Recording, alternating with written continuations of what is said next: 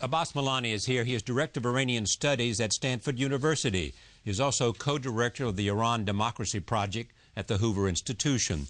His new book is called The Shah. It is a biography of Mohammad Reza Shah Pahlavi, who ruled Iran between 1941 and 1979. His rule was a period of modernization, but also oppression. It fueled the Iranian Revolution of 1979. I am pleased to have him back on this program at this time. Welcome. Thank you. After so many years, tell me the significance of this man, the Shah.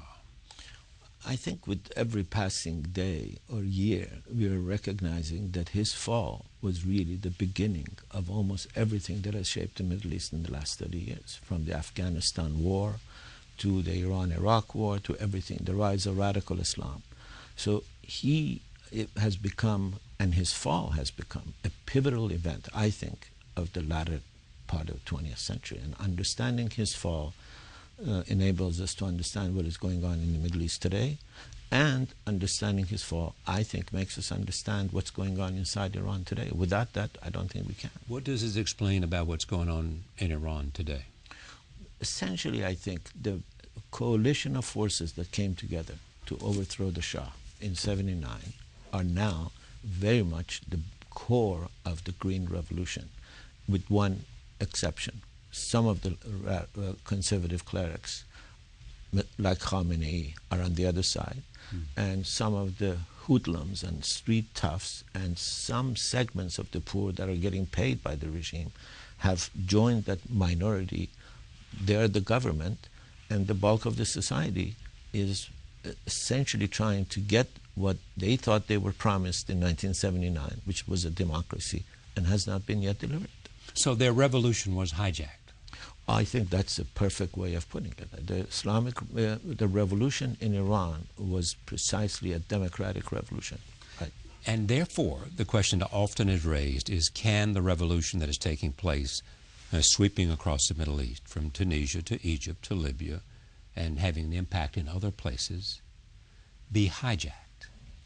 I think that's, again, if you look at the Iranian experience, you have to be worried that it could be. Ayatollah Khomeini in Paris, this is the month before coming to power.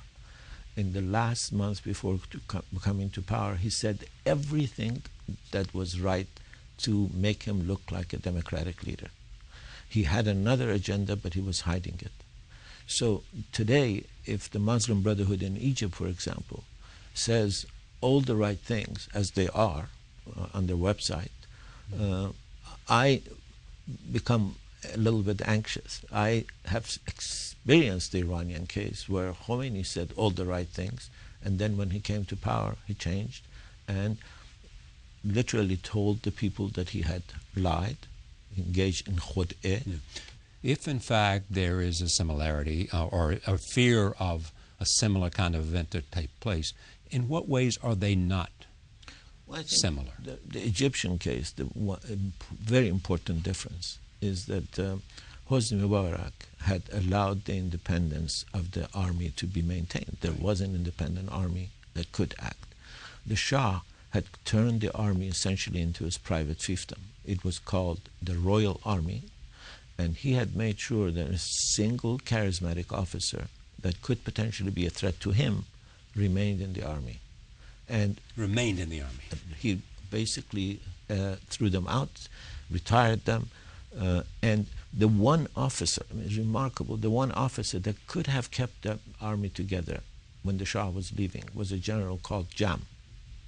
He comes back after having been thrown out of the country for almost 8 years and tells the Shah, I want full control of the military.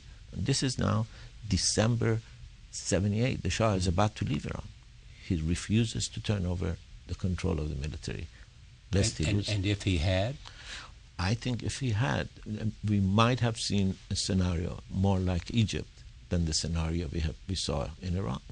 One of the things it is said, and you are a historian on the case, it is that the first thing that Khomeini and the people supporting him did was to assassinate most of the top leadership of the Shah's military.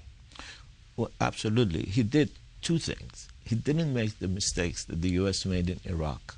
He didn't dismantle the military completely. Right. He just dismantled the leadership. He dismantled the leadership and brought a new cadre of officers.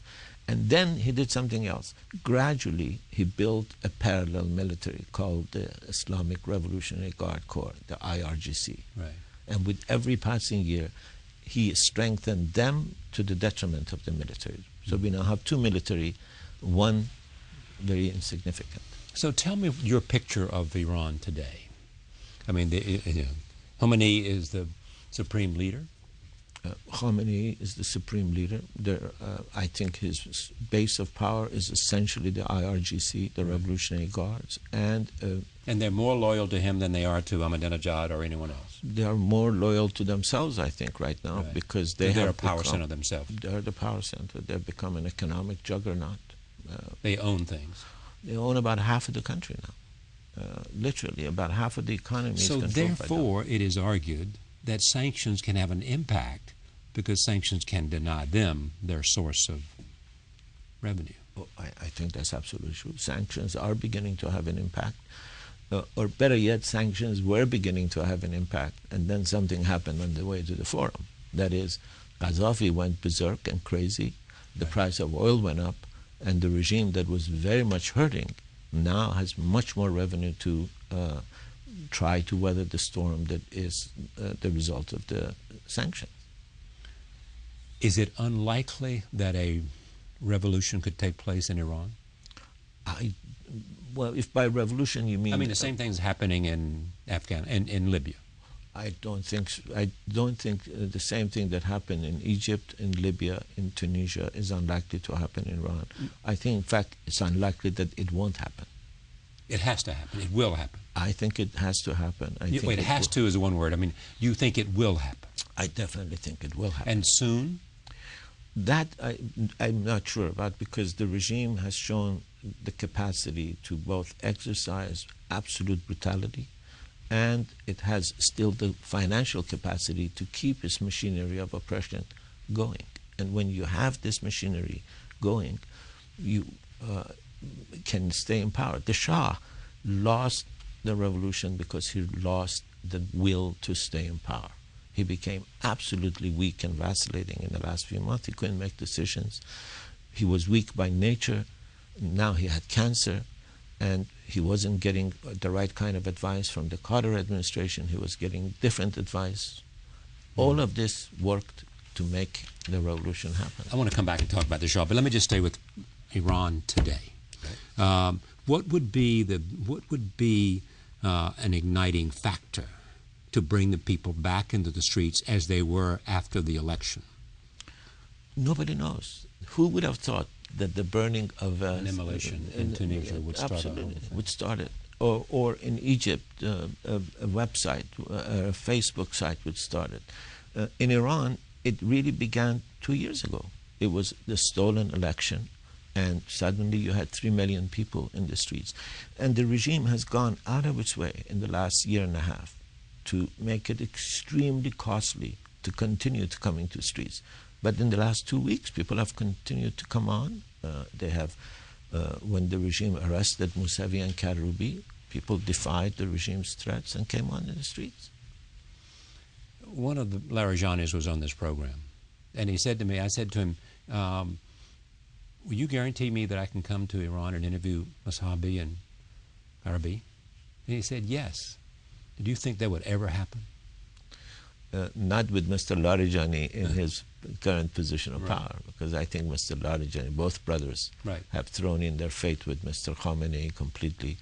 Any credibility that they might have, including Ali Larijani, who's in the legislature. Absolutely, Speaker. Both. I think he's the speaker, isn't he? Or yes, he's the leader of the legislature. One is the Speaker of the House. The other one is the head of the judiciary. Yeah, and then the other one is human rights too. There's a third one. There's a third one. But who was on this program? He was on this, but people don't take him as seriously as they do the other two, because he has gone back and forth. He has vacillated between different positions. But I think Mousavi and Karoubi right now are in prison. The regime doesn't dare say they're in prison. They keep saying that no, they're under house arrest. No, We have just cut their contacts with the outside world. So you think they've got them somewhere in prison? Oh, absolutely. I mean, the family says they have been trying to get in touch with them for the last week. They haven't been. But this is a recent occurrence that's taken place. Absolutely. They've gone to their homes and got them and taken them somewhere. And the family says they're no longer at home and we don't know where they are. Precisely. And we can't get in touch with them. We can't call. We go to their home. We ring the bell. Nobody answers. And the regime truly, I mean, it's not even Orwell could have thought this through. The head of the judiciary says, or the spokesperson for the judiciary said, no, Mr. Mousavi is at his home. He didn't answer the phone because he didn't answer the door because he doesn't want to answer the door. I mean, to have the audacity to say this, look into the camera and say this, is, I think Jon Stewart caught it beautifully. Last night he said that the Iranian regime has militarized irony. They have weaponized irony. They really have weaponized irony. They say things that are remarkably, overtly, clearly a lie, but they say it with certainty. What about Mr. Ahmadinejad? He is trying to play a very interesting game, I think.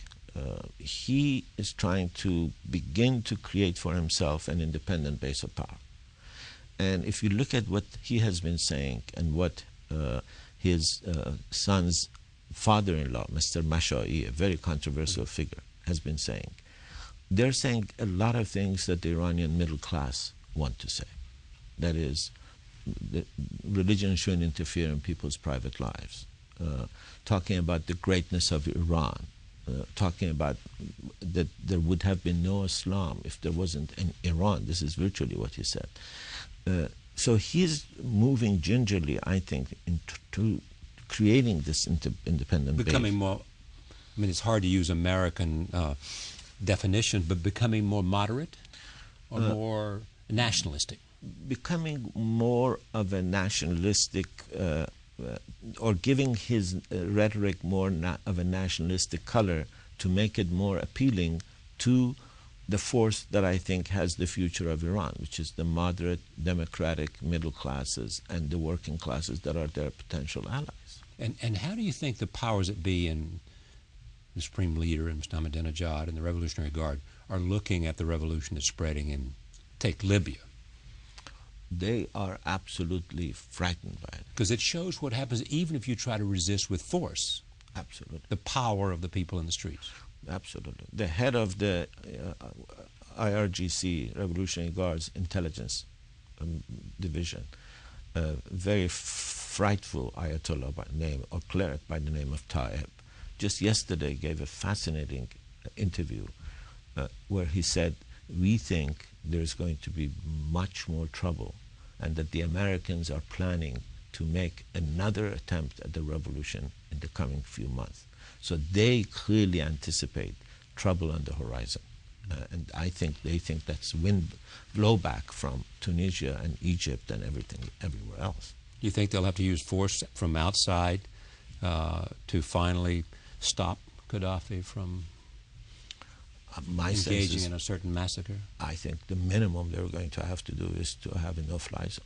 I think he has shown that there is no limits. And the Iranian regime, too, has shown that there's no limit, that they will go to stay. If you add all the people that have been killed in Iran over the last 30 years, the opposition is greater than the number Gaddafi has killed. Take me to the Shah. So where was he born, and what was his status before they were overwhelmed by the election that put Mossadegh in power? He was born in Tehran in 1919 to a colonel in the Cossack Brigade, rather modest means. Within 2 years, his father becomes the virtual power behind the throne. In 21, he organizes a coup with somebody else.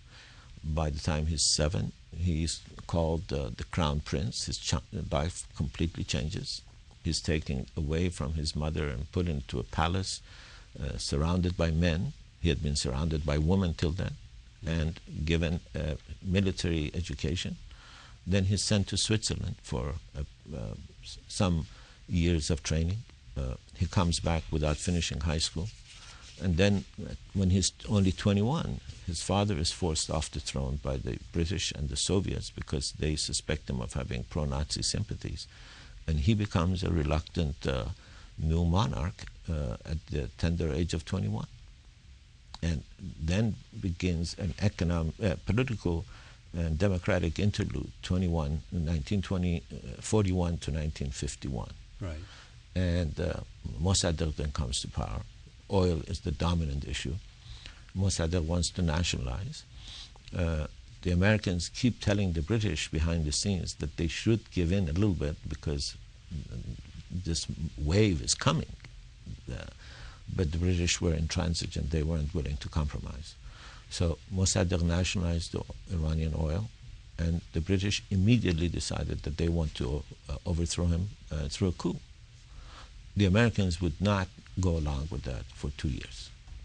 And then in late November '52, the Americans decided that the British are right, that there is no negotiated solution possible. And they sat and planned together something called Operation Ajax, which was an attempt to overthrow Mossadegh. In the meantime, Mossadegh had become much more weakened domestically because there was an embargo and everything else. The Shah fled Iran on August 16th, thinking he had lost the throne. He came back. At age, what, 22, 3? Or? By then he is 31. Right. And he begins planning a life as a gentleman farmer in Connecticut. Right. And then on the 19th, he is told, much to his surprise, that the day had turned, that forces loyal to him had overthrown Mossadegh, and that he's invited back, comes back, and becomes the king that rules Iran with an absolute dominant role from 53 to 78. And what was the role of the CIA in overthrowing Mossadegh? The CIA clearly had a plan to overthrow Mossadegh. The plan called for the Shah to issue 2 orders. One, dismissing Mossadegh, the other one, appointing General Zahedi. And the CIA had been doing a number of things to discredit Mossadegh. They had been, for example, hiring agents provocateurs who would dress as communists and attack clergy's sermons. And Mossadegh helped the process by the fact that he kept becoming more and more isolated. So the Americans came to the conclusion that he was now dependent on the Communist Party of Iran, the Tudeh party. And because of this fear, the idea was that he would, Mossadegh would be overthrown by this order, and Zahedi would be the prime minister. The key argument, the key legal battle on whether it is Mossadegh who broke the law or the Shah is the legal argument of whether the Shah had the right in appointing a prime minister when there was no parliament. Mossadegh had dissolved the parliament. And the Shah, who was unwilling to join the American effort, indicated that he was now willing because he thought he now had the constitutional power. It's a very intricate but important point. Okay, so he goes to power, the Shah does. What kind of ruler is he? And we all know, and we all know of the secret Savak and how brutal they were and how oppressive they were. What was he, and we also know of his grandiosity as a Shah and emperor. What else can be said about it? And we also know that he was a good friend of America, and in terms of presidents, including Jimmy Carter. Every president. Right before they overthrew him. Absolutely. I mean, he was a friend of every president, from FDR to Jimmy Carter. Right. He had closer ties with some, like Eisenhower and Nixon. He was a modernizing, authoritarian, weak, vacillating. So even at the height of his power, he was weak and vacillating. It wasn't just near the end when he was sick, as well as when he faced a threat that he couldn't comprehend. Well, that's the complication of his character. When in Mossadegh era, he is exactly that weak and vacillating character we see in 78. When he feels in power, as he does in 1974, he has no problem making decisions. it's a kind of authoritarian personality, weak and vacillating when they feel weak, and overriding and bullish when they feel strong. The Shah had exactly these two aspects of his personality. He could sit, as he literally did, behind the table and one day ordered the country to become a one-party system. And to absolute dread of the U.S., he increased the price of oil. He began a nuclear program that the U.S. was not in favor of. But then, 2-3 years later, he wouldn't drink a glass of water without first asking the American ambassador whether it's a good idea to drink water or not. I mean, it's really remarkable, this two sides of his character. And the interesting thing, too, is that he had a program to acquire nuclear weapons. He had a program to at least become, I think you're absolutely right, he had a program to become capable of very shortly becoming a weapons program. That's literally what he tells the chief of the nuclear program. He says, we want to have everything in place so that if anyone in the neighborhood goes nuclear, we will go nuclear. And the thing that is in the book that hasn't been discussed before is how much behind the scenes the U.S. was fighting the Shah on the nuclear issue, even then. Yeah. It's not at all true what the Islamic Republic says, that these tensions are simply because the Islamic Republic is in power. Even with the Shah, the Ford and the Carter administration fought him tooth and nail to make sure he doesn't go towards a bomb. And for 3 years, the U.S. companies were not allowed to bid for contracts in Iran. In the meantime, Germans and French ran in and signed the contract. If, in fact, he had resisted Khomeini with force, he would have been successful, or not? I think first of all, I think if he had made 1/3 of the concessions he made in 1978, if he had made those concessions in 1975, I think he would have absolutely survived. Absolutely. Not been overthrown. Yeah. And Khomeini has taken the exact wrong lesson from the Shah's fall. Khomeini's conclusion is that the Shah fell, he said this several times, because he made concessions. But the truth is the Shah fell just like Khomeini will fall, because he didn't make concessions when he was in a position to make concessions. That's why I begin every chapter in the book by a quote from Richard II. The Shah is just like Richard II. You know, he is very much almost hectoring when he is in power, and then when the first sign of trouble comes, he basically says, "Come on, take the throne." Nobody was after the throne; people just wanted their lands back. Richard, in the case of the Shah, initially, people just wanted a little more democracy, but he wasn't willing to give them. Instead of opening the system in 1975, he created a one-party system. And then it ended up with a man who didn't have a country. Nobody wanted him. And that is truly one of the most incredible things. A man, as you said, who was an ally of the United States for 37 years, ally of the West. For a year he was, as Kissinger called him, a Flying Dutchman. He couldn't get a visa to these countries to get... Until a lot of people intervened.